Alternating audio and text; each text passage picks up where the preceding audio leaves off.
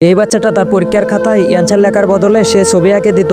এই জন্য সে প্রতিবারই ফেল হয়ে যেত, যার কারণে টিচার তার উপর অনেক রেগে যায়। এই কারণে তাকে শাস্তি দেওয়ার জন্য সে এক্সট্রা ক্লাস নেওয়া শুরু করে দেয়। এই কারণে টিচার তাকে গণিতের একটি সহজ অঙ্ক করতে দেয়, কিন্তু তখনই বাচ্চাটা তার স্বপ্নের দুনিয়ায় চলে যায়। এখানে ভয়ঙ্কর একটা রাক্ষস তার পিছু করছিল, কিন্তু তখনই সে অ্যান্সারের জায়গায় গাড়ি এবং রাক্ষসের ছবি এঁকে দেয়। কিন্তু অ্যান্সারটি দেখার পরে টিচারটি আরো অনেক বেশি রেগে যায়, কিন্তু টিচার তাকে আবার নতুন একটি প্রশ্ন দেয়, কিন্তু সেটাতেও সে আবার ওই ছবি এঁকে দেয়, যার কারণে টিচার রেগে গিয়ে সেখান থেকে চলে যায়।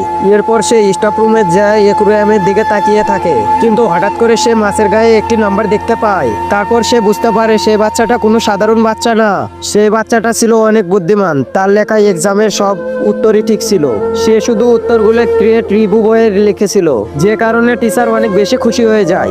এরপর টিচারও তার মতো লিখে লিখে তাকে সহজ করে দেয়। এই কারণে বাচ্চাটা অনেক সুন্দরভাবে লেখা শেখা যায়। তারপর সে ক্লাসের